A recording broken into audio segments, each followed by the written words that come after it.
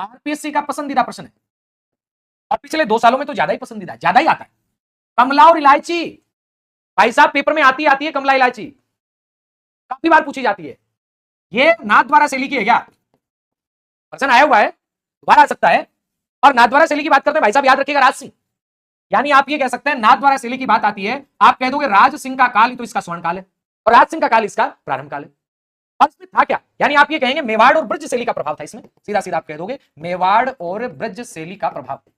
यानी जो नाथद्वारा शैली है ना, इसमें मेवाड़ शैली का प्रभाव भी है, ब्रज शैली का प्रभाव भी है। भगवान श्री कृष्ण की लीलाओं का चित्रण किया गया यहाँ पे, आप कह दोगे यहाँ क्या किया गया है, तो आप कहोगे भगवान श्री कृष्ण की लीलाओं का चित्रण है। भगवान श्री कृष्ण की लीलाओं का चित्रण जो किया गया है वो किसमें किया गया है? आपका उत्तर बनेगा सर भगवान श्री कृष्ण की लीलाओं का जो चित्रण किया गया नाथद्वारा शैली में किया गया। एक बात और ध्यान देना, प्रश्न बन सकता है कि आपका अन्नकूट महोत्सव का चित्रण कहां किया गया? बाई चांस प्रश्न आ जाए अन्नकूट महोत्सव का चित्रण, तो आप कहेंगे नाथद्वारा में ही है। प्रश्न बनता है पिछवाइयां, यानी आप कहेंगे सर पिछवाइयों का चित्रण, पिछवाइयों का चित्रण जो है ये भी कहां पे है? ये भी नाथद्वारा में ही है। पिछवाइयों का चित्रण कहां पे? नाथद्वारा में। और बाकी सारे फिर केले का वृक्ष है, गाय है, केला है, यशोदा है, प्राकृतिक दृश्य। मेन बात आप ये कह दो प्राकृतिक दृश्य है, यहाँ प्राकृतिक दृश्य का चित्रण है। आप बात करोगे यहाँ गाय का चित्रण है, यहाँ केले का चित्रण है, यहाँ माता यशोदा का चित्रण है, यहाँ प्रकृति को निकटता से दिखाया गया है, यहाँ आसमान में देवताओं का अंकन है, आप कहीं ग्वाले हैं, श्री कृष्ण है, ये बात याद रखनी है। तो कमला इलायची कौन थी? कमला इलायची यहाँ की महिला चित्रकार थी। कहाँ की बात करो सर? नाथद्वारा की बात करो। तो पुरुष भी थे बेचारे, हाँ था ना, घासीराम घिस गए, पुरुष तो बेचारे हैं, ध्यान दोगे, पुरुष बेचारे घिस गए। एक तो था नारायण, एक था घासीराम। एक तो कौन था? नारायण था, और नारायण के साथ में कौन था? आप कहोगे घासीराम था। उदयराम चतुर्वुत था, देवकृष्ण था, याद रखिएगा।